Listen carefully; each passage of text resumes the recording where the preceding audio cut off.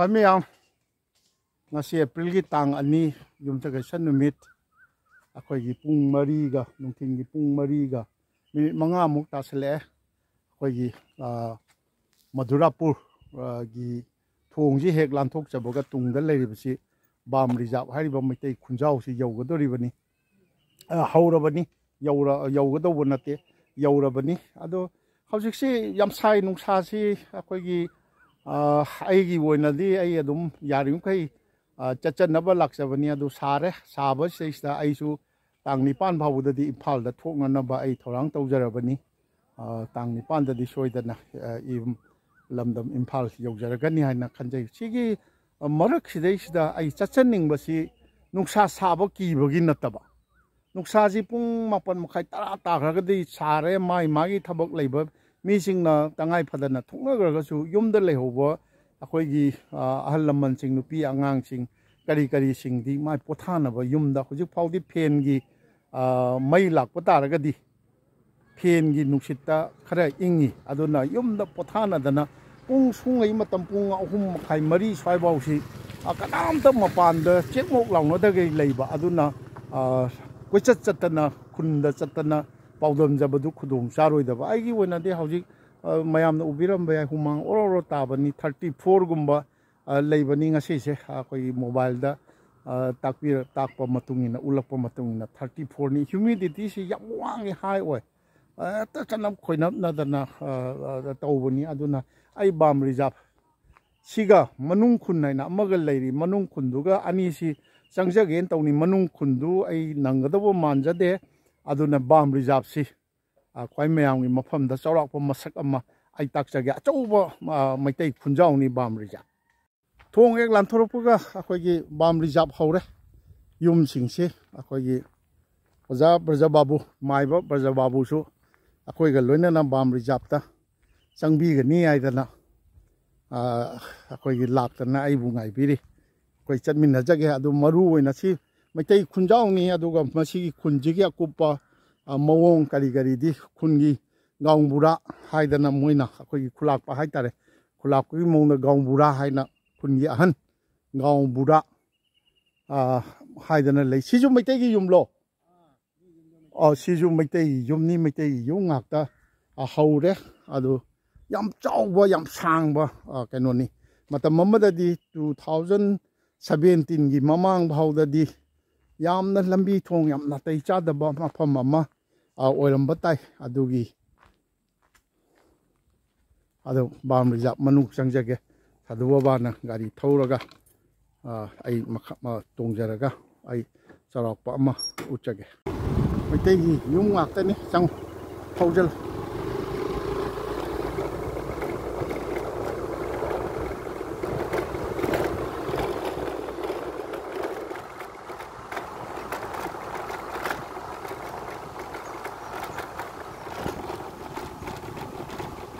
ꯁꯤꯁꯨ ꯃꯩꯇꯩꯒꯤ ꯌꯨꯝꯅꯤ ꯑꯩꯈꯣꯏ ꯅꯍꯥꯟꯃꯨꯛ ꯑꯍꯥꯟꯕ ꯆꯪꯕꯗꯣ ꯃꯩꯇꯩꯒꯤꯅꯤ ꯆꯪꯉꯔꯣꯏꯁꯤ ꯃꯩꯇꯩꯒꯤ ꯉꯥꯛꯇꯅꯤ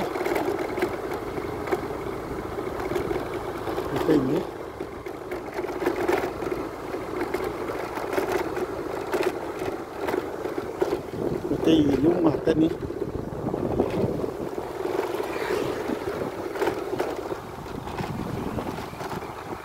ꯆꯠꯂꯣ ꯑꯗꯨꯝ ꯆꯠꯂꯣ ꯒꯥꯡꯕꯨꯔꯥꯒꯤ ꯃꯌꯨꯝ ꯇꯥꯅ ꯆꯠꯂꯁꯤ ꯃꯩꯇꯩ ꯉꯥꯛꯇꯅꯤ ꯂꯩꯔꯤꯁꯦ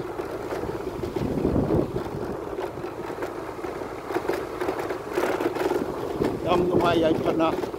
ꯁꯤꯗꯩꯁꯤꯗ ꯑꯩꯈꯣꯏꯒꯤ ꯗꯥꯛꯇꯔ LMP ꯑꯃꯒꯤ ꯃꯌꯨꯝ ꯂꯩꯍꯧꯔꯦ ꯑꯩꯈꯣꯏ ꯅꯍꯥꯟꯃꯨꯛ ꯂꯥꯛꯄꯗ ꯆꯪꯖꯔꯝꯕꯅꯤ ꯑꯩꯕꯨ ꯏꯍꯪ ꯍꯪꯒꯣꯏꯔꯦ ꯑꯗꯣ ꯆꯠꯂꯣ ꯃꯩꯇꯩ ꯀꯩꯅꯣꯁꯤꯡꯅꯤ चलो चलो कहीं यहाँ थो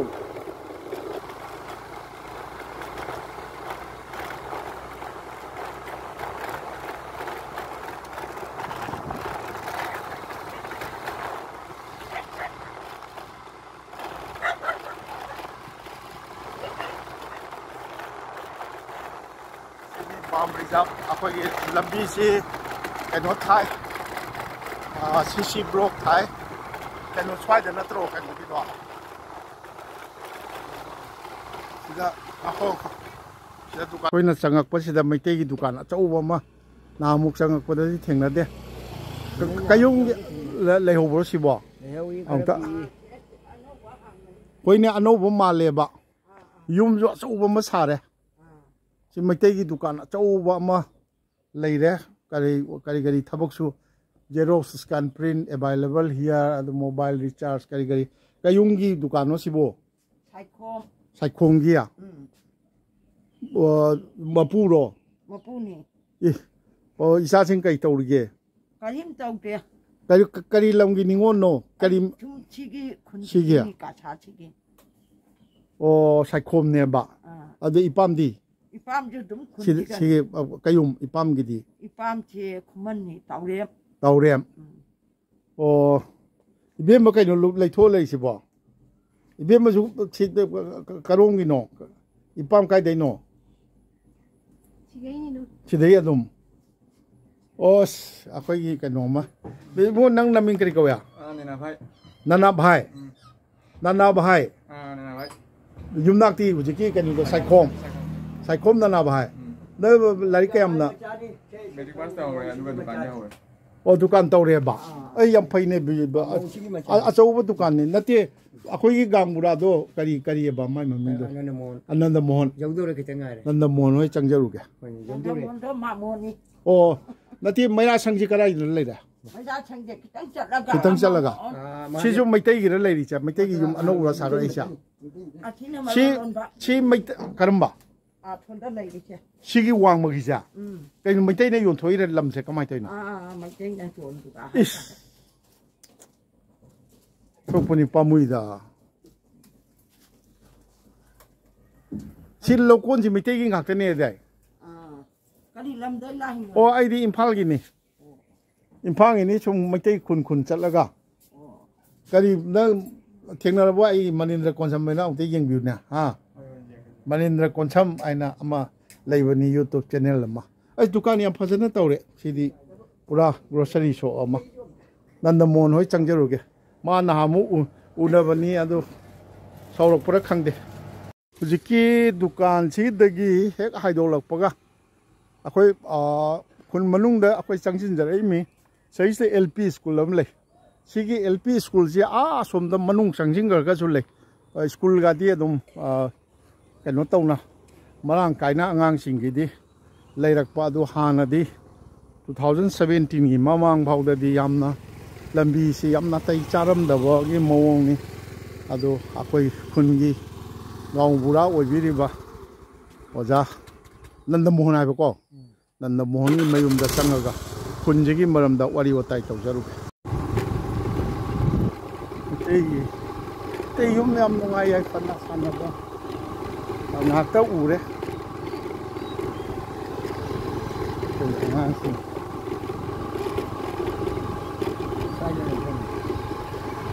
kai dan mo yum angam bo kakhatai nya angam bo kakhat pan sini bam rijau mai tei khunjau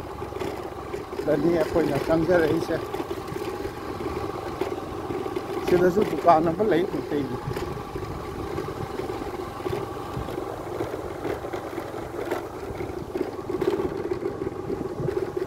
nungkok mai kai da di chingdum pareng ama ching macha pareng ama leiraga lokon thi maitei gi ngakta ni haina tapi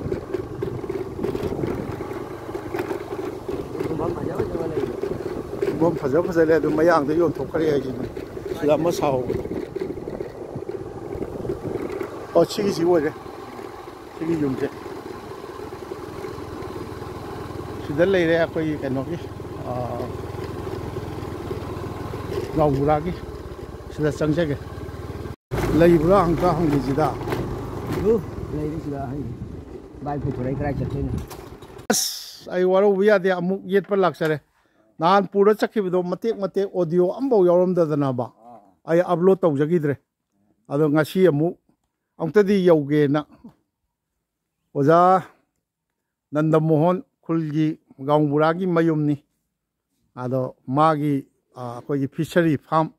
ꯑꯣꯖꯥ ꯍꯣꯏꯒꯤ ꯀꯩꯅꯣꯗꯣ ꯌꯨꯝꯅꯥꯛꯇꯣ ꯀꯔꯤꯕ ꯍꯣꯗꯥꯝ ꯅꯟꯗ ꯃꯣꯍꯣꯟ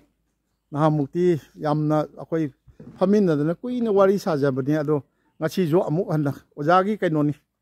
ꯑꯣꯖꯥꯒꯤ fishery farm ꯑꯆꯧꯕ ꯂꯩꯔꯦ ꯂꯧꯕꯨꯛ ꯂꯩꯔꯦ ꯀꯩꯗꯧꯔꯦ ꯁꯨꯃꯥꯏꯅ ꯇꯧꯗꯅ ꯌꯥꯝ ꯅꯨꯡꯉꯥꯏꯅ ꯑꯣꯖꯥꯒꯤꯁꯤꯗꯤ ꯆꯤꯡꯗꯣꯡ ꯃꯆꯥ ꯑꯃ ꯑꯣꯏꯅ ꯀꯥꯈꯠꯂꯛꯑꯒ ꯀꯩꯅꯣ ꯇꯧꯏ ꯑꯣꯖꯥꯒꯤ ꯌꯨꯝꯁꯦ ꯁꯨꯃꯥꯏꯅ ꯇꯧꯗꯅ ꯂꯩꯔꯦ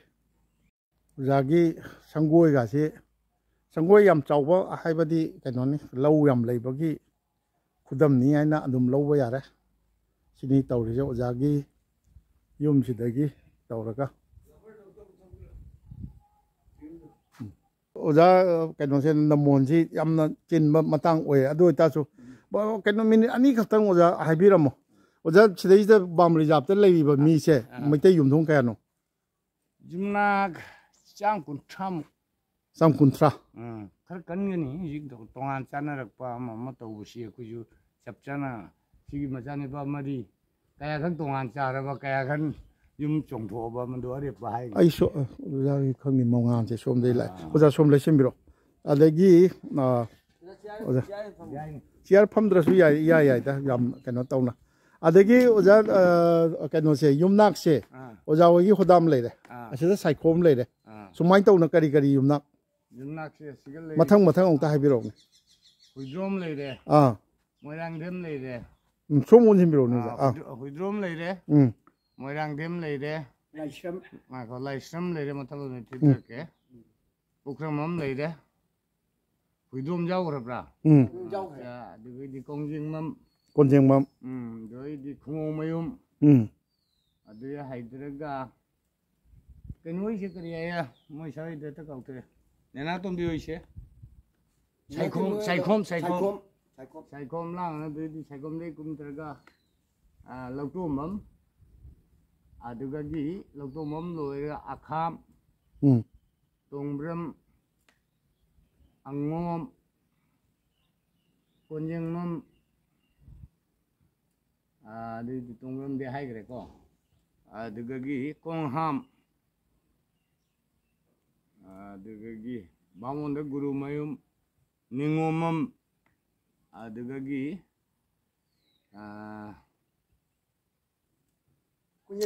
ꯉꯥꯏꯈꯣ ꯂꯥꯡ ꯑꯉꯣꯝꯅꯤ ꯍꯥꯏꯈ꯭ꯔꯦ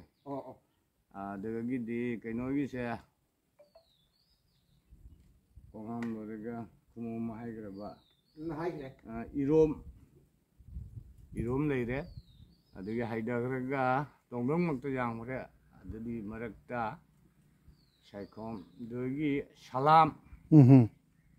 ꯑꯗꯨꯗꯒꯤ ꯃꯣꯏꯔꯥꯡꯊꯦꯝ ꯅꯨꯡꯂꯦꯛꯐꯝ ꯃꯅꯤꯍꯥꯔ ꯀꯔꯤ ꯁꯥꯒꯩꯅ ꯀꯥꯎꯊꯣꯛꯈ꯭ꯔꯦ ꯃꯣꯏꯁꯦ ꯅꯨꯡꯂꯦꯛꯐꯝꯅ ꯀꯩꯅꯣ ꯅꯨꯡꯂꯦꯛꯐꯝꯗꯤ ꯀꯩꯅꯣꯅꯤ ꯑꯗꯒꯤ ꯑꯣꯏꯅꯥꯝ ꯅꯕꯗꯤꯞꯅꯤ ꯅꯨꯡꯂꯦꯛꯐꯝ ꯅꯕꯗꯤꯞꯅꯤ ꯍꯥꯏꯕ ꯅꯨꯡꯂꯦꯛꯐꯝ ꯌꯥꯝ ꯌꯥꯝꯃꯤꯅꯦ ꯂꯣꯏꯇꯥꯝꯅꯤ ꯑꯗꯨꯗꯒꯤꯗꯤ ꯅꯣꯏꯗꯤ ꯀꯔꯤꯅꯣ ꯑꯩꯗꯤ ꯇꯈꯦꯜꯂꯝꯕꯝ ꯇꯈꯦꯜꯂꯝꯕꯝꯗꯤ ꯂꯩꯍꯧꯔꯤꯕꯣ ꯁꯤꯗ ꯁꯤꯗ ꯂꯩꯇ꯭ꯔꯦ ꯑꯥꯒꯤꯗ ꯂꯩꯔꯦꯕ ꯑꯗꯒꯤ ꯀꯩꯅꯣꯁꯦ ꯑꯣꯖꯥ ꯅꯟꯃꯣꯍꯟ ꯀꯩꯅꯣ ꯃꯃꯥꯡꯒꯤ ꯂꯧꯀꯣꯟꯁꯤ ꯃꯩꯇꯩꯒꯤ ꯉꯥꯛꯇꯅꯦꯅ ꯑꯣꯖꯥꯅ ꯇꯥꯛꯄꯤꯈ꯭ꯔꯦ ꯑꯗꯨ ꯃꯌꯥꯡꯗ ꯌꯣꯟꯊꯣꯛꯄ ꯌꯥꯎꯔ ꯃꯥꯜꯂꯦꯅ ꯁ꯭ꯋꯥꯏꯗ ꯑꯁꯣꯝ ꯋꯥꯡꯗ ꯈꯔ ꯌꯥꯎꯈ꯭ꯔꯦ ꯋꯥꯡ ꯍꯥꯏꯗꯤ ꯆꯤꯡꯒꯤ ꯋꯥꯡꯗꯔꯣ ꯆꯤꯡ ꯃꯄꯥꯟꯁꯦ ꯅꯂꯥ ꯑꯃ ꯆꯦꯜꯂꯤ ꯅꯂꯥ ꯃꯆꯥ ꯑꯃ ꯂꯩꯌꯦ ꯃꯩꯔꯥ ꯄꯥꯏꯕꯤꯒꯤ ꯁꯪꯗꯨ ꯑꯁꯣꯝꯗ ꯂꯩꯌꯦꯕ ꯑꯗꯒꯤ ꯂꯩꯀꯥꯏꯒꯤ ꯅꯍꯥꯔꯣꯜꯁꯤꯡꯒꯤ ꯀ꯭ꯂꯕ ꯂꯩꯀꯣ ꯀ꯭ꯂꯕꯇꯣ ꯂꯩꯕꯗꯣ ꯀ꯭ꯂꯕꯇꯣ ꯌꯨꯝ ꯁꯥꯗ꯭ꯔꯤꯑꯕ ꯁꯥꯟꯅꯕꯨꯡꯗꯤ ꯂꯩꯕ꯭ꯔꯣ ꯅꯍꯥꯔꯣꯜꯁꯤꯡꯒꯤ ꯑꯣꯏꯅ ꯂꯩꯇꯦ ꯁꯥꯟꯅꯕꯨꯡ ꯂꯩꯇꯦ ꯕꯥꯃꯣꯟꯗꯤ ꯑꯃꯈꯛ ꯒꯨꯔꯨꯃꯌꯨꯝ ꯈꯛꯇꯔꯥ ꯒꯨꯔꯨꯃꯌꯨꯝ ꯈꯛꯇꯅꯤ ꯑꯗꯣ ꯑꯩꯈꯣꯏ ꯁꯤꯒ ꯄꯨꯗꯦ ꯃꯣꯏꯒꯤ ꯑꯉꯥꯡ ꯄꯤꯛꯃꯟꯅ ꯑꯇꯣꯞꯄ ꯈꯨꯟ ꯕꯤꯁꯅꯨꯄꯨꯔ ꯍꯥꯏꯗꯨꯒꯤ ꯄꯨꯏ ꯑꯗꯨ ꯃꯣꯏꯅ ꯑꯉꯥꯡ ꯄꯨꯕ ꯉꯝꯗꯕꯅꯤꯅ ꯄꯤꯛꯅ ꯑꯗꯒꯤ ꯊꯕꯛ ꯁꯤꯗꯩꯁꯤꯗ LP ꯁ꯭ꯀꯨꯜ 3 ꯂꯩꯔꯤꯁꯦ ꯑꯅꯤꯔꯣ ꯑꯍꯨꯝꯂꯣ ꯁꯤꯗ ꯑꯃ ꯂꯩꯍꯧꯔꯦ ꯑꯍꯨꯝꯁꯤꯗ ꯃꯩꯇꯩ ꯈꯨꯜꯂꯛꯇ 3 ꯁꯤꯗ ꯃꯩꯇꯩ ꯑꯣꯖꯥ ꯀꯌꯥꯝ ꯌꯥꯎꯒꯦ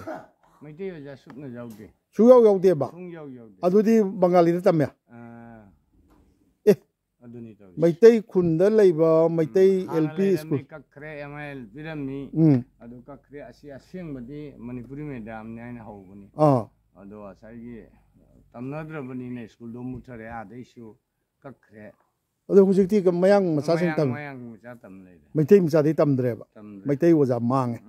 ꯑꯗꯒꯤ ꯑꯇꯩ ꯁꯔꯀꯥꯔꯒꯤ ꯊꯕꯛ ꯏꯪꯈꯥꯡ ꯇꯧꯕ ꯀꯌꯥꯝ ꯂꯩꯔꯤꯒꯦ ꯁꯤꯗ ꯑꯗꯨꯝ ꯌꯥꯕꯅ ꯀꯌꯥ ꯍꯦꯟꯅ ꯊꯣꯛꯑꯦꯅꯦ 24-25 ꯑꯗꯨꯋꯥꯏ ꯑꯗꯨꯝ ꯂꯩꯔꯝꯒꯗ꯭ꯔꯥ ꯑꯆꯧꯕ ꯑꯆꯧꯕ ꯗꯥꯛꯇꯔ ꯏꯟꯖꯤꯅꯤꯌꯔꯒꯗꯤ ꯌꯥꯎꯗ꯭ꯔꯤ ꯂꯩꯇꯦ ꯑꯁꯤꯗ ꯂꯩꯔꯤꯁꯦ ꯃꯣꯏ ꯂꯩꯔꯝꯃꯤꯗꯣ ꯍꯣꯡꯈ꯭ꯔꯕꯅꯤꯅ ꯁꯤꯟꯁꯤꯌꯔ ꯂꯩꯈ꯭ꯔꯕꯅꯤꯅ ꯃꯣꯏꯗꯣ ꯁꯤꯡꯊꯥꯔꯨꯅ ꯀꯥꯟꯗ ꯑꯇꯩꯗꯤ ꯑꯗꯨꯝ ꯀꯨꯝꯒꯤ ꯍꯔꯥꯎ ꯀꯨꯝꯍꯩ ꯃꯩꯇꯩꯒꯤ ꯆꯞ ꯆꯥꯅ ꯇꯧꯕ꯭ꯔꯣ ꯇꯧꯔꯤ ꯌꯥꯎꯁꯪ ꯇꯧꯔꯤ ꯑꯗꯒꯤ ꯊꯥꯕꯜꯁꯨ ꯑꯗꯒꯤ ꯑꯩꯅ ꯍꯪꯕ ꯑꯁꯤꯗꯩꯁꯤꯗ ꯑꯩꯈꯣꯏꯒꯤ ꯂꯥꯏꯕꯨꯡ ꯑꯃ ꯂꯩꯕ꯭ꯔꯣ ꯀꯔꯤꯒꯤ ꯂꯥꯏꯕꯨꯡꯅꯣ ꯃꯍꯥꯗꯦꯕ ꯑꯗꯨ ꯂꯥꯏ ꯍꯔꯥꯎꯕ꯭ꯔꯣ ꯂꯥꯏ ꯍꯔꯥꯎꯔꯤ ꯑꯗꯨ ꯂꯥꯏꯕꯨꯡ ꯑꯣꯏꯅ ꯑꯩꯈꯣꯏ ꯍꯔꯥꯎꯔꯦꯕ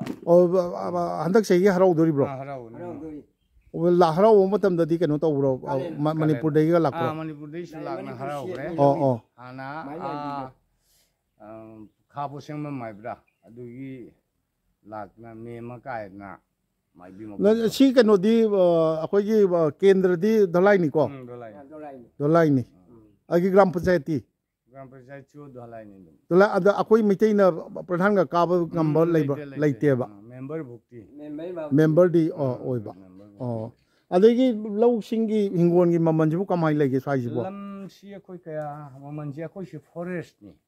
ꯑꯗꯨꯅ ꯌꯣꯟꯕ ꯌꯥꯗꯦ ꯌꯣꯟꯕ ꯌꯥꯗꯦꯕ ꯑꯗꯣ ꯂꯅꯥꯏ ꯀꯩꯅꯣꯗꯤ ꯇꯥꯔꯕ꯭ꯔꯣ ꯅꯠꯇ꯭ꯔꯣ ꯄꯇꯥꯗꯤ ꯇꯥꯟꯅꯔꯕ ꯄꯇꯥ ꯇꯥꯗ꯭ꯔꯤ ꯄꯇꯥ ꯄꯤꯗ꯭ꯔꯤꯁꯤ ꯑꯩꯈꯣꯏ ꯁꯨꯃꯥꯏꯅ ꯇꯧꯔꯤꯃꯦ ꯍꯥꯟꯅ ꯌꯨꯝ ꯑꯃꯗ ꯍꯥꯏꯗꯤ ꯕꯤघꯥ 10 ꯈꯛ ꯑꯦꯂꯣꯠꯃꯦꯟ ꯑꯣꯏꯅ ꯕꯤघꯥ 10ꯁꯦ ꯍꯤꯡꯒꯣꯜ ꯕꯥꯗꯦꯗ ꯕꯤघꯥ 10 ꯄꯤꯌꯦꯕ ꯂꯧꯆꯥꯁꯤ ꯑꯇꯩꯗꯤ ꯑꯍꯦꯟꯕꯁꯦ ꯈꯥꯁꯇ ꯂꯩꯌꯦꯕ ꯑꯠꯆꯥ ꯑꯠꯆꯥ ꯑꯗꯣ ꯈꯥꯁꯇꯣ ꯑꯩ ꯃꯄꯥ ꯊꯣꯛꯄꯗꯣ ꯑꯩꯅ ꯑꯗꯨꯝ ꯀꯣꯟꯁꯤꯟꯅ ꯁꯨꯖꯟꯕ ꯑꯗꯨꯅꯤ ꯋꯥꯔꯤ ꯑꯦꯂꯣꯠꯃꯦꯟꯁꯤꯁꯨ ꯌꯥꯝꯗꯦ ꯍꯥꯏꯗꯤ 9-9 ꯂꯩꯔꯝꯒꯅꯤ ꯑꯦꯂꯣꯠꯃꯦꯟ ꯁꯤ ꯕ꯭ꯔꯤꯇꯤꯁꯀ ꯇꯥꯏꯅꯕꯒꯤ ꯇꯟꯖꯥꯒꯤ ꯔꯤꯖꯥꯕꯁꯦ ꯁꯨꯞꯅ ꯑꯩꯈꯣꯏ ꯆꯍꯤ 150 ꯑꯣꯏꯔꯅꯤ ꯍꯧꯖꯤꯛ ꯃꯣꯏꯅꯁꯨ ꯐꯣꯔꯦꯁꯅꯁꯨ ꯈꯖꯅꯥ ꯂꯧꯗ꯭ꯔꯦ ꯑꯗꯨꯒꯤ ꯀꯩꯅꯣꯁꯨ ꯇꯥꯗꯅ ꯂꯩꯔꯦ ꯄꯇꯥꯁꯨ ꯐꯪꯗꯕ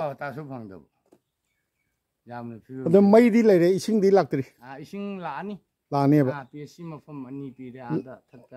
ꯑꯃ ꯃꯌꯥꯏꯗ ꯂꯝꯕꯤꯗꯤ ꯅꯨꯡꯉꯥꯏꯔꯦ ꯂꯝꯕꯤꯗꯤ ꯍꯧꯖꯤꯛ ꯀꯤꯂꯣꯃꯤꯇꯔ ꯑꯃ ꯋꯥꯠꯄꯗꯣ ꯀꯩꯅꯣꯗꯤ ꯍꯤꯡꯒꯣꯜ ꯌꯣꯟꯕ ꯌꯥꯗꯦ ꯂꯩꯕ ꯌꯥꯗꯦꯕ ꯂꯩꯕ ꯌꯥꯗꯦ ꯑꯗꯣ ꯑꯁꯤꯗ ꯌꯣꯟꯊꯣꯛꯈꯤꯕꯅꯦ ꯃꯌꯥꯡ ꯑꯃ ꯖꯨꯠꯅꯤ ꯖꯨꯠꯅꯦꯕ ꯅꯣꯡ ꯅꯤꯅꯤ ꯀꯔꯤꯒꯨꯝꯕ ꯁꯔꯀꯥꯔꯒꯤ ꯐꯣꯔꯦꯁ ꯀꯥꯡꯕꯨꯅ ꯊꯨꯒꯥꯏ ꯍꯥꯏꯗ ꯃꯣꯏ ꯃꯔꯖꯤꯅꯦꯕ ꯅꯠꯇꯦ ꯑꯗꯒꯤ ꯁꯤ ꯕꯥꯝ ꯍꯥꯏꯁꯤ ꯀꯔꯤ ꯍꯥꯏꯅꯣ ꯑꯩꯈꯣꯏꯁꯤ ꯍꯥꯏꯗꯤ ꯑꯣꯏ ꯍꯥꯏꯇꯥꯔꯦ ꯖꯦꯠ ꯍꯥꯏꯇꯥꯔꯦ ꯅꯠꯇ꯭ꯔ ꯕꯥꯝꯗꯤ ꯑꯗꯨꯅꯤ ꯍꯥꯏꯕ ꯃꯔꯨ ꯑꯣꯏꯕ ꯑꯩꯈꯣꯏ ꯁꯤꯜꯆꯔꯗꯒꯤꯅ ꯕꯥꯝ ꯇꯥꯕ ꯑꯣꯏ ꯇꯥꯕ ꯌꯦꯠ ꯇꯥꯕ ꯌꯦꯠ ꯇꯥꯕ ꯕꯥꯝ ꯍꯥꯏꯁꯤ ꯁꯤ ꯅꯣꯡꯄꯣꯛꯅꯤꯅ ꯁꯤꯜꯆꯔꯗꯤ ꯁꯣꯟꯗꯅꯤꯗꯅ ꯑꯗꯨꯏꯗꯤ ꯁꯣꯟꯗ ꯕꯥꯝ ꯍꯥꯏꯔꯦ ꯑꯠꯆꯥ ꯁꯤꯜꯆꯔꯒꯤ ꯑꯣꯏ ꯌꯦꯠ ꯇꯥꯔꯕꯅꯤꯅ ꯑꯗꯨꯝ ꯃꯩꯇꯩꯔꯣꯟꯅ ꯕꯪꯒꯥꯂꯤꯅ ꯕꯥꯝ ꯍꯥꯏꯅ ꯑꯗꯨꯗꯤ ꯕꯥꯝ ꯔꯤꯖꯥꯕ ꯕꯥꯝ ꯔꯥꯝꯄꯨꯔ ꯕꯥꯝ ꯇꯦꯂꯤꯁꯤꯕꯥ ꯕꯥꯝ ꯃꯥꯂꯨꯔꯒꯥꯝ ꯕꯥꯝ ꯖꯔꯨꯟꯇꯣꯂꯥ ꯑꯗꯣ ꯑꯁꯣꯝꯗ ꯑꯃꯨꯛ ꯕꯣꯟꯇꯔꯥꯄꯨꯔꯁꯤ ꯕꯥꯝ ꯍꯥꯏꯗꯦꯕ ꯍꯥꯏꯗꯦ ꯍꯣꯏ ꯁꯤꯅ ꯕꯅꯔꯥꯁ ꯍꯥꯏꯔꯒ ꯈꯪꯉꯦ ꯑꯁ ꯅꯨꯡꯉꯥꯏꯖꯩ ꯑꯗꯨꯗꯤ ꯍꯧꯖꯤꯛ ꯑꯉꯥꯡꯁꯤꯡ BA MA ꯒꯥꯗꯤ ꯇꯧꯅꯕ ꯌꯥꯎꯔꯤ ꯅꯠꯇ꯭ꯔꯣ ꯌꯥꯝ ꯌꯥꯎꯅꯔꯤ ꯑꯩꯃꯛꯀꯤꯗꯤ ꯑꯩꯁꯨ ꯅꯤꯄꯥ ꯃꯣꯏꯁꯦ ꯀ꯭ꯂꯥꯁ 6 ꯀꯥꯔꯦ ꯅꯠꯇꯦꯅꯦ ꯑꯣꯖꯥ ꯏꯆꯥꯅꯨꯄꯤ ꯑꯃ ꯊꯦꯡꯅꯩ ꯃꯥꯗꯤ ꯀꯣꯂꯦꯖ ꯄꯥꯟꯈ꯭ꯔꯦ ꯑꯩꯃ ꯆꯥꯟꯄꯨꯔꯗ ꯑꯗꯩ ꯏꯆꯥꯅꯤꯄꯥ 2 ꯃꯗꯨꯗꯤ ꯀꯣꯂꯦꯖꯇꯤ ꯀꯗꯥꯏꯐꯥꯎ ꯇꯝꯈ꯭ꯔꯦ ꯅꯆꯥꯅꯨꯄꯤꯗꯣ ꯏꯆꯥꯅꯨꯄꯤꯗꯣ ꯀꯣꯂꯦꯖꯃꯛꯇꯤ ꯇꯝꯍꯧꯗꯦ ꯃꯦꯇ꯭ꯔꯤꯛ ꯄꯥꯁ ꯇꯧꯔꯒ ꯃꯥꯏ ꯇꯝꯕꯒꯤ ꯈꯤꯇꯪ ꯈꯨꯗꯣꯡ ꯍꯥꯏꯅ ꯁꯤꯡꯅꯩꯔꯣ ꯀꯩꯅꯣ ꯆꯦꯟꯈ꯭ꯔꯤꯔꯣ ꯍꯥꯏꯅ ꯁꯤꯡꯅꯅ ꯍꯣꯏ ꯐꯔꯦ ꯅꯨꯡꯉꯥꯏꯖꯩ ꯑꯣꯖꯥ ꯆꯤꯟꯈ꯭ꯔ ꯃꯇꯝꯁꯤꯗ ꯇꯧꯕꯤꯔꯣ ꯆꯠꯄꯤꯔꯣ ꯅꯠꯇꯦ ꯌꯥꯝ ꯅꯨꯡꯉꯥꯏꯖꯩ ꯑꯩꯈꯣꯏ ꯌꯥꯔꯒꯗꯤ ꯀꯩꯅꯣ ꯑꯃꯨꯛꯇ ꯆꯠꯆꯔꯨꯒꯦ ꯃꯅꯨꯡ ꯈꯨꯟꯗꯣ ꯁꯤ ꯕꯥꯝ ꯔꯤꯖꯥꯕꯁꯤ ꯃꯌꯥꯡꯅꯁꯨ ꯕꯥꯝ ꯔꯤꯖꯥꯕ ꯑꯗꯨꯝ ꯍꯥꯏꯀꯣ ꯃꯌꯥꯡꯂꯣꯟꯅꯦ ꯃꯌꯥꯡꯂꯣꯟꯂꯦꯕ ꯁꯝꯅ ꯍꯥꯏꯇꯥꯔꯗ ꯕꯥꯝ ꯍꯥꯏꯁꯤꯗꯤ ꯃꯩꯇꯩꯅꯁꯨ ꯑꯗꯨꯝ ꯍꯥꯏꯔꯦ ꯕꯥꯝ ꯍꯥꯏꯔ ꯈꯪꯅꯔꯦ ꯕꯥꯝ ꯔꯤꯖꯥꯕ ꯍꯥꯏꯔꯒ ꯄ꯭ꯔꯥꯏ ꯑꯩꯈꯣꯏ ꯖꯍꯥ ꯀꯅꯥꯒꯨꯝꯕ ꯍꯪꯉꯨꯗꯅ ꯀꯗꯥꯏꯒꯤ ꯕꯥꯝ ꯀꯗꯥꯏꯒꯤꯅꯣ ꯍꯥꯏꯔꯒ ꯑꯩꯈꯣꯏ ꯕꯥꯝ ꯔꯤꯖꯥꯕꯀꯤꯅꯦꯕ ꯕꯥꯝ ꯃꯂꯨꯒ꯭ꯔꯥꯝ ꯍꯣꯏ ꯑꯗꯨꯃꯥꯏꯅ ꯕꯥꯝ ꯔꯥꯝꯄꯨꯔ ꯔꯤꯖꯥꯕ ꯍꯥꯏꯕ ꯑꯔꯊꯗꯤ ꯐꯣꯔꯦꯁꯇꯒꯤ ꯔꯤꯖꯥꯕꯅꯦꯕ ꯚꯥꯞ ꯇꯥꯔꯕ ꯍꯣꯏ ꯑꯗꯨꯅꯤ ꯑꯗꯨ ꯁꯝꯅ ꯑꯗꯨꯝ ꯔꯤꯖꯥꯕ ꯍꯥꯏꯔ ꯈꯪꯅꯔꯦ ꯑꯣ ꯑꯦꯛꯆꯨअली ꯃꯥꯏ ꯃꯃꯤꯡꯗꯤ ꯕꯥꯝ ꯖꯥꯔꯨꯜ ꯇꯣꯂꯥ ꯍꯥꯏꯔꯒ ꯕꯥꯝ ꯖꯥꯔꯨꯜ ꯇꯣꯂꯥ ꯑꯁꯤꯒ ꯀꯅꯥꯒꯨꯝꯕ ꯖꯥꯔꯨꯜ ꯇꯣꯂꯥ ꯑꯅꯤ ꯁꯨꯏ ꯕꯣꯔꯈꯂꯥ ꯖꯥꯔꯨꯜ ꯇꯣꯂꯥ ꯑꯃ ꯑꯗꯣ ꯕꯣꯔꯈꯂꯥ ꯖꯥꯔꯨꯜ ꯇꯣꯂꯥ ꯍꯥꯏꯔꯒ ꯈꯪꯗꯦ ꯑꯗꯨꯅ ꯃꯌꯦꯛꯁꯤꯡꯅ ꯑꯁꯤ ꯍꯥꯏꯅꯔꯛꯇꯅ ꯙꯣꯂꯥꯏꯖꯥꯔꯣꯜ ꯇꯣꯂꯥ ꯍꯥꯏꯔꯒ ꯑꯆꯥ ꯕꯪꯒꯥꯂꯤꯁꯤꯡꯅ ꯈꯪꯕ ꯑꯆꯥ ꯑꯗꯨꯅꯤ ꯋꯥꯔꯤ ꯍꯥꯏꯕ ꯑꯗꯨ ꯗꯣꯂꯥꯏꯁꯤ ꯁꯤꯗꯒꯤ ꯀꯤꯂꯣꯃꯤꯇꯔ 3 ꯇꯔꯦꯠ ꯈꯔ ꯀꯟꯒꯅꯤ खर कनगने ngसागी आ करीबा अखोई बाजार में कथेन बजादो मथुरापुर बाजार मथुरापुर दुदगी थोकतोइरो डॉलर नते आ सोमदा अमा भगवान दर दे लापदा थेंगाबदा पुनिखाल ओ पुनिखाल दे थोकतोरिया पुनिखाल दे सन चलगा ओ पुनिखाल दे नक इनंग ने एदन इनंग ने पुनिखाल दे किलोमीटर अहुंगुंबा होय होय होय होय ओ होय नुंगाजे उजा ए से नुंगाजे आई या चरे आ मितै चनसिंग करिसिंग मैरा संगजी कदोम लेगे कुमसिगी सिगी बामरी जाप की थबन चोंगरबो चोंगरे इ अमुक चोंगरवा ओ सी युमसिना कनागिनो मैतै गिरो मयांग गिरो mayang yande mite ngata ne asai sakongi dukan mamang da mayang ini nam yum mo sawri sidi mayang jaude ko ni ko kun da mayang tongan ne kai thien di karai da kara padena maka den ni de kun hai mi da ha hai na nga ke do ro mari lo kai no ni angang sing volleyball sanari sidai sida thank you oza ming kari ko bi ba ai di udoi ko ji udoi kayum no thongam oji kai thabe ngang kai to bi ge ai dimapur da lei dimapur kai subiri ge kai no ni financial oye faini furniture subiri ba suti to lei ro chala ni o faini yaksang yaw bo lak pa male sini akhoi gi bam reserve ki leiri ba se yam nungai na leiba hojik se lambi thong hana phalam dring he da di yamna thai cha da bajani kari no che pa ma par ga chapi si ka dog doi no ye sarka gi ya moi kano odun do ya bera o arun no do gi che bidon item gi dim kari ming ko ya ai ming kau di khulak ta rupo ai ka wi sarka da di rup singai na lai ba o moine irak padu da o kayum no thongam ne ba icha jing kai tori ge karim thok de da achi anu kari ba anurodoi ha ba anurodoi chi che si phang kari kana ba ekawanga kari ka loina chuna hapya o phai ado chi gi yen thok yen jin tori di maitai na tawro kari na tawiya mai amitai na tawi o maitai member lai bro nei o e phai chieng ga di dum sang nai na dum phang bro phangi o isagi lau su lai bu na tro lai o phai kari khungi noi o ai di imphal gi ni imphal gi ni sum lak chari ba bam gi naharol sing volleyball sanari adubu aina barak valley gi khun chachaba si dai sida ujari si labukta naharol sing football sanaba adagi badminton sanaba adagi ngasi volleyball sanaba sumaina ui ado wari sanaba number ama ani da di tholo ha wari sanaba mi ama ani da di lo kaino chen noi ama ni kain mi taruk khaktani noi kaino tari lepi kaino volleyball sanaba do mi tari lepsil kaino noi ani om de ong le pura wa ong te lao de ngak tani mini am te lo ge le pura oni ke do kai do na mi nga na ngani de mi ngong ta yo nang ai ning tamba kari kayum no angom ning tamba nati angom si no yum nak la kaino adagi nangina ai ro san dong ko tongbram ne ba ning tamba le le sil lo ne ai da nawani le kaino to ne ai na hangning se noi uji volleyball sa noi le kai gi bam reserve ki naharol jing club am le ye club sang di le tri ba ai club sang di le tri do adu lam di le ra bra ba lam di hum pi ni na ha ba do meeting कई काम में चथरी दूसरी मैरा संग हो चले असी मैरा संग लमांगी सा ओ नोई क्लब संग लेतरी क्लब की अद लमदी अहन जिंग न पीनी हायबा नवानी खर नक्शन नौने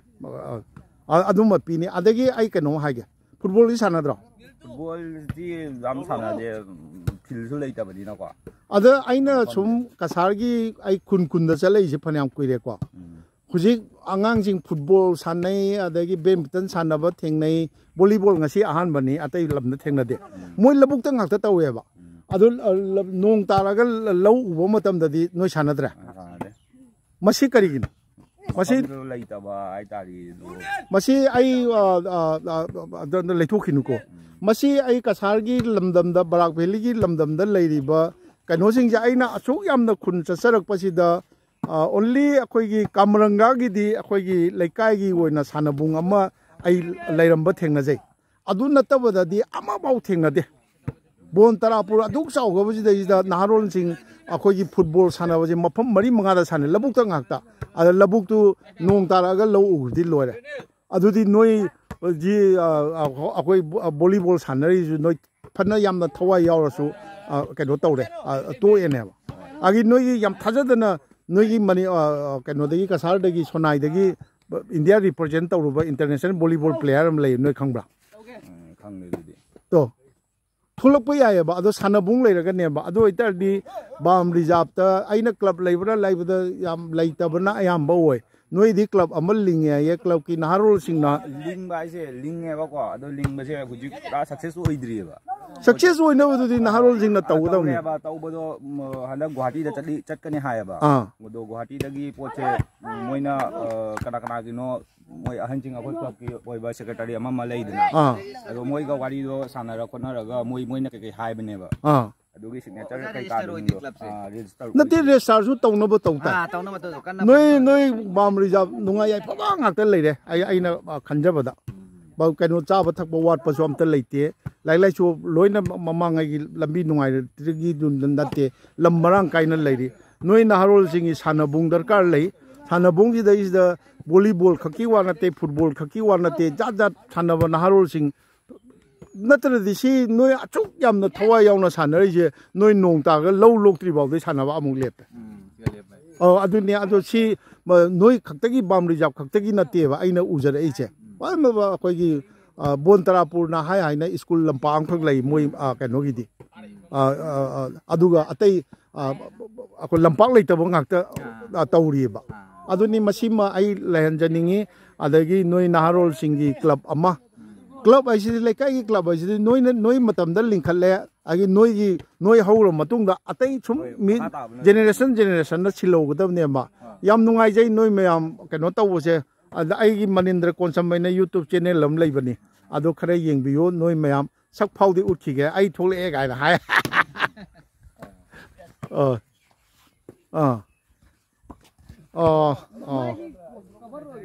से नुंगाइ अखोगी ओ असिगी जी लाइ हराउबम निको अदगी मांगी सिना कनो इनावी मिंग हाइद्री मिंग अंता धनबीर लाइसम इस अफावो मिंग नि है धनबीर लाइसम दी करी तौरी के आई आर्मी दे लई ओ छुटी थोले रो नोई कनो द डिफेंस द लेबा मी क्याम लैगे सिदा होय कनो हायरगा जुमना लेकाई सिगा लेकाई जुम अमनी थादो आतो समाय हम लॉजिक लैरे लोई लैबा लैरे अदु एक सर्विसमैन जु लैबा आदि रिटायर तौराबो छ रिटायर होय बसु लै ओ सिनी कनो तौरिजे अदैदा नोगी खुंद कनो दि लेरा माने क्रिश्चियन दि लेरे क्रिश्चियन अमा लै चर्च अमा लै मिसिंग वाली मिसिंग मो जुमना ओइरिसे मरी मंगा मु ओइरंगनि अतै दुगै हेना लैते यो करी युमनाक ओइगनि मोइदा मोइसे हाइरुबदा लौतोंबम एदि थोंगाम मखाय अतै दि अमन अमसे खंगे अमसे अनि जुमनि हुमजे खंद्रे ओ युम मरी दि लैरे चर्च सु लैरे चर्च से हाउना चर्च से मोय एवांजलिस्ट लाई एवांजलिस्ट ओइना लैरि तो मैतेई ओइना सुम लाई तो मोइसे सही अनि मतुंग अहु मतुंग मोय सिनदोई मोय सिल्ला अदो बिल्डिंग द आई नामुक चंगम मेबा ngasi दि चंगरोय गे आई इकाई जरे नामुक लाखरबनी अदो मोगी चर्च की बिल्डिंग करी करी कटपदो मिजोराम की मिजो सिंह कटपदो तौ हाँ मोई से फंड मपान लाग मारे नुंगाइजरे मयाम कनोगा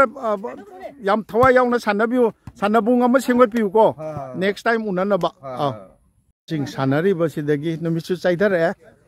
द होजिकी ओइना खितंग नुंगाइरि बसि अखोगी नुमिदांग वाइरम नुमिन्ना चाइदरकपा याचंगलकपसिदि नुंखित अयिंगबा सिल्ली मरु ओइना आइना लेजरिबा अखोगी बराक म्यूजियम एंड लाइब्रेरी इनाउ डॉक्टर राजमनी की म्यूजियम दुदी अखोगी चिंगदोंग मचा अमा की मतोन तेमथोगा तौबनिना मपान बुथोदी नुंसित लिरी लिरी छितना याम नुंगाइबा मफम अमा ओय अदो आई मोइगी लाई हराउबम सि उच्चगे अदुगा मैरा संगसी जो आई उच्चगे। आप लोग तो मणिपुरी नहीं है, कहाँ जा रहा है? दुकान में। अच्छा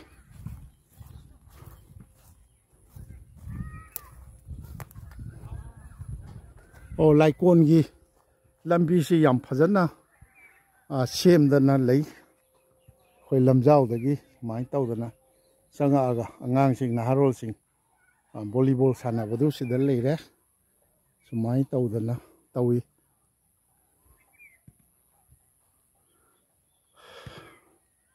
मोइना सी सिब्बारी हाइदना तौई मखोइना लाइसंग सावसी फर्स्ट इंस्टॉलमेंट शोक तारीख ती थाद्रे धीरेन सिंह वार्ड मेंबर संजय अदु तौदना मोई याम फजना मनुंगसी सोदी लोन दे अदो इतासु आई चंगजरोगे लाइकोन से याम फजना सुमाइना मनुंगदा लई लाइसंग लेरे अदगी संग असोमदगासु लई सुमाइन तौना सी बाम रिजर्व की याम तोंखतना लबुक लोकोन से मिटे की ngaktani hai ado akoi gangbura ojan nan mohona takpi rakpada akoi gi yon ba yade haiba do mai mapa do mai magi ne na leiba reserve forest wena leiramba adubu yam kuiraba sahi chama ya khairom dagi mamangda adu mahanadi akoi gi khara nungai yai phanarakpa lai su yam wana tamakpa तौरगा थबैंगांग खुदोंग चाबा college जाबू और कदौरसु तौरगना अतै मफम दे खोंदोखिबगा तौरक चाने अदुबु हुजिक्ति याम नुंगाई याइफबा यामना लंबी थोंग यामना तै चाबा मफम अमा लैबदा याम नुंगाइबा मफम अमा ओइरबनी बाम रिजार्व मैरा संगसिसु अंतंग संजगे चंगजरंगे मैरा संगसि अखोइगी मैरा संगसिसदा सीना ममांग ओरिब्रा करिनो असोम बाम रिजर्व की स्वाइसिदी दुकान मैतै की दुकान सिंग मैतै नहारोल सिंग सिदी कथेन मचा अमा ओइरकपगी एनवायरनमेंट ता असोमदा ओरिबा दुकान सिजु मैतै गिरो ओ आई मैरा संगसे ओ मैरा संगसे सिनी ओ सोमदगी अदुम संगबजानी हौजिककी ओइनादी लबुक लमहांगदा लबुक मरकता लेरगा लौरी अमदा अदुम संगबा दो इताजु संगदी याम फजना सारगा लेरे आदा ओसिदी असैजल लंबी अहुम फांगबा लेमाने को ओ अहुम फांगबा सिदा सेंटर अमा ओइरकदो माली सिदा दुकान अमा ले इनाउगी दुकान ला इनाउ मिंग करी राजेन कौई राजेन जी कयुम नो कैसाम हाने दुकान से तौबिरिरा नत्रगा हाने ते तौदे नौना तखुलैमी नौना कई थबक तौबिरमगे करीम तौदे लौ सुरमी लौदी लै मित्रो लौदी लै अदुगे मिस्त्री का काउ सुना खोना लौदी लोई लैना माने ने स्वाइसा लै सी लोकोन ममांगी सी लोइना मक मैते गिने सि चुमब्रो मिते गिने ओ फैना इबेम लोइना बिरा इबेम दे करी लमनिंगोनो ग्वाली गिनी ग्वाली गिया ग्वाली हाइदे द बॉली हाइदा अखोइना ग्वाली ना तौरे अदुगा मीगी साइन बोर्ड ता बॉली की करी कयुम निंगोनो खुराइजम ओ अखोइगी इनाउ हमसु ले इनाउना करी cái đấy nổ thằng nào bây giờ được ăn gì mình làm gì cái yum nổ ôi tông bầm suy yam lấy mà nè cái yum nổ cái yum nổ mình cái câu cái dilip tông bầm dilip mấy lâu thì cái thằng tao đi cái thằng bác tao đi đây lâu sinh đi lấy trâu officially chú lấy bro mà chăm ngã cái đi pin nó sao vẫn làm gì nè con mấy phăng nhá sinh đi lạc đi sinh lạc tôi đi 송이 mamang changi ju mi teng hang ni ko de mala pa bi gi ise ka no oi bodo kari president la secretary ro oi bodo manung chang le bodo kari maming ko wi khang bra ngangbi ko bra ise ngangbi do ai kai jare mamu phaman da na aina mai ga tau da na kunjarani ise kunjarani do ai lap na dum khoram jare tare ai lakshara me ado magi kano dagi mana haibi badagi maira paibi gi chap saba kano lei akhoi gi nupi singi chithaba ya da bani ne nupi ha maira paibi gi thabak tholok pada nupi yungi chithaba ya da mane ba adum baga tawdana yam phajana maitei singi naharol singi kadona ba nupa lamhen tu hen ba wara watem na was phajana tawi hana takpire yam phajana pakijani re kaina sini aduna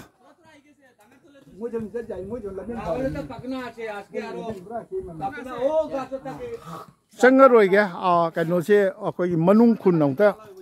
changu ba yabra ayeng jage si tongbram gi ni ko eno ha ko kari kumo moi moi ba ami kita korti janani nati noi gi kaisam gi dukan mamang sida ai bam reserve kwai mafam da saktak sabado hojiki matam da di awa ba kaisu thodok pa leitre lambi pharamni na yam lap lamdam su nate adu hana di khara lambi wayong chadring da di wali si tabada nungaite ha mana kongrau sel cha ya di hojik lambi ju phare lambi loina ma ais bon tarapur dei lakka du sit nalina akoi bobon da rom da gi lakpa do aduni si tawraga auto thue akoi metei nupi bola ga tawsi karai da kethen ga do no sa o asa cheng yen bagi to hingon ju loi chawna ro mali aduna akoi gi bam reserve ta lakcharaga bam reserve ki metei khunjau gi maramda aina chawrakpa ma pawdam jabasi matang asida loisinjage pung manga tare ado yaragadi akoi manung khun haibadu yaujanaba amuk ngasai gi kaino du mafam du akoina changjarakpa akoi gi christian gi english school ma leihoriba adu bawba amuk thokjage aduga akoi gi kari laururino jungsak honge haibase yongchak law ni sa jungsak nati yon na bro ke do weno yon na bane hayang bazar pu ge tawba kita lehoge ni lehoge ro nati kita lehoge yongchak lehoge ban sadu nati lehoge ge chali si kaino hoi yongchak yon bi ibe magi maming ong ta hana khang ei maming the bimola kauri khulakta binota wena kauri binota kayum no loktom bam noi gi bam noi gum mau singi akuchu kumen yengaga murasu langi adegi ngaurasu I thangna tawi noi bam gi bam reserve ki ising gi yam pharam tai akhoi ne fresh oi ba pot khakta sa ba koi ne adu ni dadi kuchu du da khange ba adu kaya gi kya no kaya gi kya taw ya ha jongchak ne tara da kanu jongchak ne tara da ne yangkhai ne ba tara da yangkhai kitang tangmon ro adu mai yongchak ti phadi ba jai he pambi jo lai salak tare adu amma ani dang di happy udana amma ani yangkhai gi legi bro yangkhai gi loge amma ani ahum mari jana lakpani na magi kano sidi phajari he yongchak sidi adu mai ji budi pangai hajim bani ai ju pang adum lawdori mi adu tara sura adu ani ma happy charong ga tawde cham gi legi ai di charong ga tawde puthok ke tawba cham gi kana chani ga si pal ani adu koina adum ngay sẽ lạc vào nên khung đăng cái dòng chạc sẽ mà khăn lấy. Sao được phải nhỉ? Xin là mua cái đêm kia dòng chạc câu rồi. Hay mà, đúng mà ngạc tới piu rồi nè. Mà đu chứ mà dòng chạc chứ mà hao thì xin này hiền bà. Hiền bro. Xin mà đu chứ lần cái này có hao thì mà hao được. Mà sắc phải rồi sao? Baru manja John ba nupa do này hình cái pura cha bay ba. Vậy vậy mình đâu cái gì ba bin cái gì ba? Bimola câu gì? Bimola cái dòng chạc lấy ra cả. Bam Rizab lạc sẽ ra cái trâu rạp của mà sắc tâm giờ bữa xí. Sẽ ra mấy tay chả sao mà nung cái lấy ra. Chẳng giờ rồi. Ado mangon cái dòng chạc xí lấy ra cả. Bam Rizab cái trâu rạp của mà sắc tâm giờ bữa đó mà tăng cái gì đó lotion jage. Ado ai đi Imphal cái này ado na mau sagum. Aku cái Sanathongi Manendra kon sa hak na tabi riba yang bi riba. Kwai cái mà phẩm đó nỗ lực chơi. Mấy tay nụ bi mình Bam Rizab cái ngạc đó. Cái đâu rồi nó chỉ bỏ. Sẽ đi dukaan đó leo bụi cái nụ dukaan mà puni. Koi đi ba. Orang dua gitu पैसा lau bani ne. Kaya jangan pi bro cam pi bro. Ô xóm đó Mathurapur đó lấy là số Bam đó chắt đi nè ba. Bam Rizab cái nè ba. Manipur ki jauh bonu pi. Jauh rồi mùi đó. Jauh đi.